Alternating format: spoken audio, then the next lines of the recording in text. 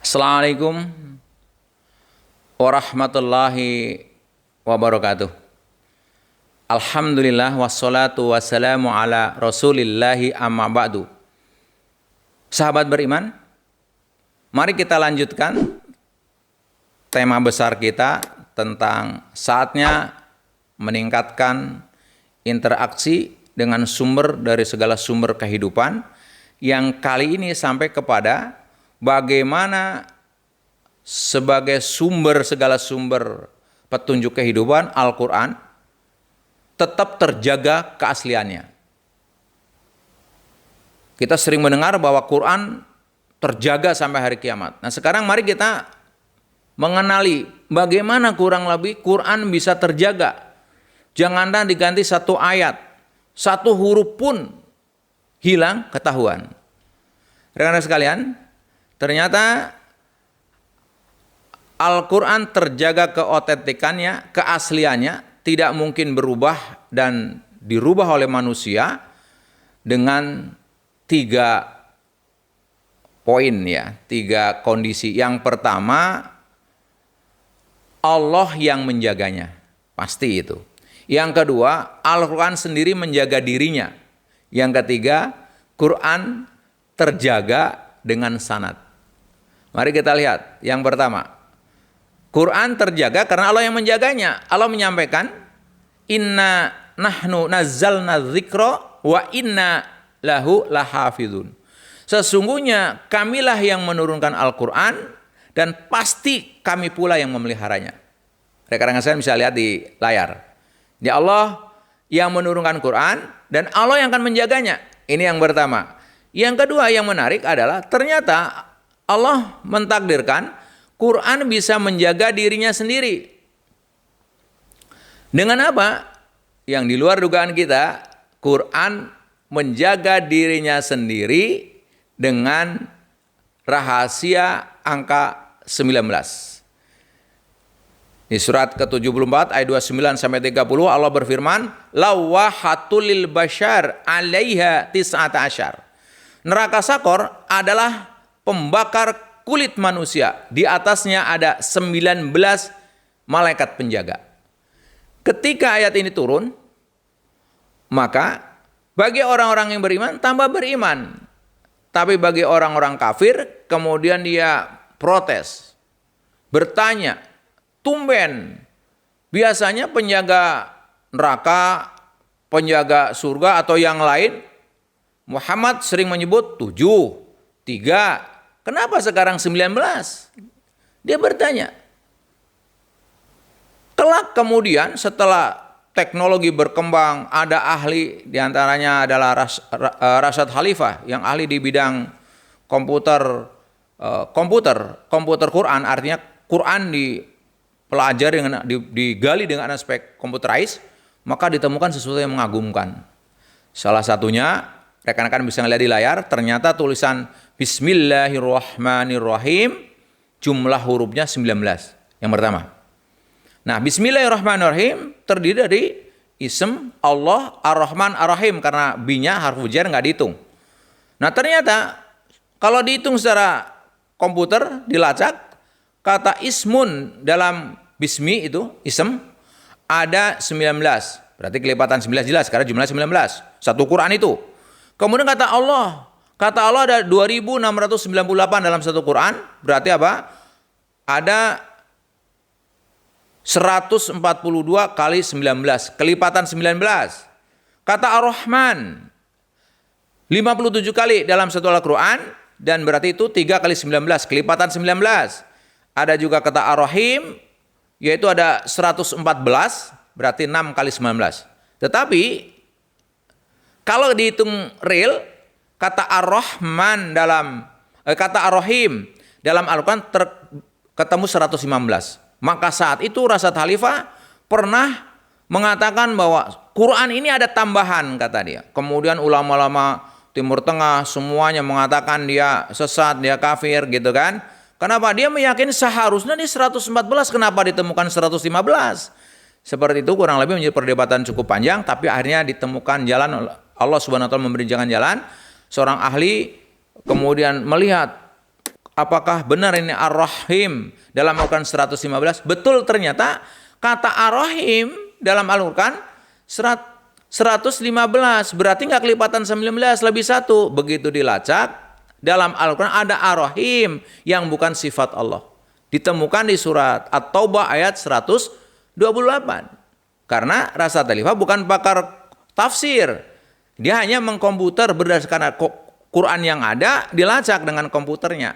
Nah, kemudian bertemulah antara yang mengatakan bahwa Quran itu ada tambahan, dia sadar, oh berarti kalau gitu kurangi dong 115 Ar-Rahim, dikurangin satu yang bukan sifat Allah. Di mana ketemunya? Di surat At-Taubah ayat 128, di mana Allah berfirman, lihat di layar, laqad ja'akum rasulun min anfusikum azizun 'alaihi ma anittum harisun 'alaikum bil mu'minina raufur rahim. Sungguh telah datang kepadamu seorang rasul dari kaummu sendiri. Berat terasa olehnya penderitaanmu, sangat menginginkan keimanan dan keselamatan bagimu, amat belas kasihan lagi penyayang terhadap orang-orang mukmin. Lihat kata di sini, Raufur Rahim, amat belas kasihan dan lagi penyayang terhadap orang mukmin. Ternyata kata Rahim di surat At-Taubah ayat 128 bukan sifat Allah, tetapi sifat Rasulullah Shallallahu Alaihi Wasallam. Clear sudah? Berarti dari 115 yang ditemukan Ar-Rahim dikurangi satu Ar-Rahim yang bukan sifat Allah, maka sifat Allah tetap kelipatan 19. Ini yang pertama. Kaitannya dengan rahasia angka 19 tadi, penjaga surga adalah 19 malaikat. Nah, kemudian yang berikutnya dia di layar. Huruf-huruf hijaiyah yang terdapat pada awal beberapa surah dalam Al-Quran adalah jaminan keutuhan Al-Quran. Mengapa? Misalkan huruf Qaf awal dari surat Qaf, surat ke-50. Di surat ke-50 tadi ditemukan huruf Qaf terulang sebanyak 57 kali atau 3 kali 19. Bayangkan saja. Jadi huruf Qaf di surat Qaf di surat Qaf merupakan awal dari surat. Jumlah huruf Qaf di huruf Qaf kelipatan 19. Demikian pula huruf Nun dalam surat Al-Qalam ditemukan sebanyak 133 atau 7 kali 19. Begitu pula di surah Yasin, di surah Maryam yang Kaf, Ha, Ya, Ain, Shad gitu ya. Di surah Maryam surah ke-19 semuanya adalah setiap awal surat diawali dengan huruf hijaiyah, maka huruf hijaiyah itu di surat tersebut kelipatan 19. Bukankah ini luar biasa? Jangankan diambil satu kata, satu huruf aja diambil, berarti akan ketahuan. Misalkan di surat Nun, huruf Nunnya dikurangi satu, ketahuan. Jadi nggak kelipatan 19 huruf Nunnya. Masya Allah. Padahal kita tahu, ketika Quran turun, belum ada komputer, belum ada teknologi seperti sekarang. Yang kedua, Quran turun tidak sekaligus, berangsur-angsur. Bagaimana mungkin kelak di zaman teknologi, setelah ada kecanggihan teknologi seperti komputer, Quran menunjukkan kemujizatannya. Tidak, ini yang mengapa tidak ada mungkin orang bisa membuatnya. Oke, setelah yang pertama, Quran dijaga oleh Allah sendiri. Yang kedua, dengan Quran menjaga dirinya dengan rahasia 19, diantaranya tadi dengan setiap Al-Quran, setiap surah yang diawali dengan huruf hijaiyah, maka di dalamnya huruf tersebut kelipatan 19, termasuk huruf Qaf dalam huruf To dan Ha pada surat Toha. Semuanya Ha, Mim yang terdapat dalam beberapa keseluruhan surat yang diawali dengan kalimat Ha, Mim, semua Ha, Mim di surat itu kelipatan 19. Lalu yang ketiga yang menarik, bagaimana keotentikan Al-Quran, keaslian Quran terjaga, di samping memang Allah sudah menjamin akan menjaga. Yang kedua, dan Quran menjaga dirinya sendiri dengan rahasia angka 19, maka yang menarik adalah yang ketiga, Allah menjaga Al-Quran dengan sanad. Melalui sanad. Apa itu sanad? Lihat di layar. Sanad adalah adanya pewarisan hafalan Al-Quran 30 juz dari Rasulullah, sahabat, tabi'in, tabi'ut tabi'in, para imam kiroah atau kiroah sab'ah, bersambung hingga generasi sekarang. Dengan adanya sanad, maka keaslian dan keautentikan Al-Quran tetap terjamin sejak era hidupnya Nabi Muhammad SAW hingga hari kiamat. Coba hari ini berapa juta penghafal Quran, sebagian mereka memiliki sanad. Hafalan dia tersambung dari dirinya sampai kepada Rasulullah SAW. Jadi kalau ada yang salah sedikit saja, para penghafal Quran langsung mengkoreksinya. Di samping tadi dengan rahasia yang ke-19. Berbahagia sekali kalau rekan-rekan yang beriman, sahabat, punya putra-putri yang putra-putrinya hafiz Quran, insya Allah mereka kalau mengikuti ujian mengambil sanad akan punya sanad, berbahagia sekali. Saya akan ngambil contoh di sini, sanad yang ada di Indonesia, untuk sebagai gambaran wawasan kita betapa Quran bisa terjaga.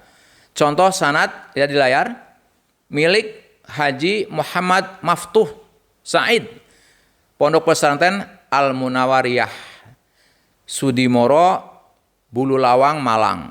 Sanad qiraah riwayat hafaz dari Hashim. Kayak apa? Nah, saya akan melihat dari yang mendapatkan sanad tadi, beliau sanad ke-29 dari Rasul, Haji Muhammad Maftuh Said Malang, mengambil sanad dari ayahnya Haji Muhammad Said Mu'in Gresik. Ayah mengambil dari gurunya Kiai Munawar Sedayu Gresik. Gurunya mengambil dari Syekh Abdul Karim bin Umar Al-Bari Al-Dimyati. Terus sampai kalau diikutin di sini puncaknya adalah sampai kepada sahabat Ali bin Abi Thalib, Zaid bin Sabit, Utsman bin Affan, Ubay bin Kilab, dan sahabat Ali dan kawan-kawan mengambil sanad dari Rasulullah Sallallahu Alaihi Wasallam. Jadi ini termasuk yang terpendek. Ada 29 saja. Yang sekarang tentu udah panjang, ada yang udah ratusan karena gurunya punya murid, muridnya punya murid, terus sampai yang murid terakhir ini tentu akan mencantumkan bahwa dia punya sanad dari gurunya, dari gurunya, dari gurunya sampai kepada Rasulullah Sallallahu Alaihi Wasallam. Karena itu rekan-rekan sahabat yang beriman, di bulan yang dimana bulan Ramadan diturunkan Al-Quran, saatnya memang kita harus meningkatkan interaksi dengan sumber petunjuk dari segala petunjuk hidup, yaitu Al-Quran. Tingkatkan interaksi kita dengan cara apa? Menaikkan level. Kalau kemarin kita nggak bisa baca, mumpung bulan Ramadan belajar membaca. Kalau kita sudah bisa membaca tapi jarang baca, maka mumpung di bulan Ramadan banyak baca. Sudah biasa baca tapi tidak pernah baca terjemahannya sehingga tidak tahu kandungannya, bacalah terjemahannya. Dan kalau sudah biasa baca terjemahannya tapi tidak pernah mentadaburinya dan selanjutnya mengamalkannya dan mengajarkannya. Mudah-mudahan kita kembali menjadi hamba Allah yang mengambil keputusan untuk kembali mengambil petunjuk yang tanpa batas, karena kita ingin meraih sukses tanpa batas, utamanya adalah sukses dunia dan akhirat. Semoga bermanfaat. Assalamualaikum warahmatullahi wabarakatuh.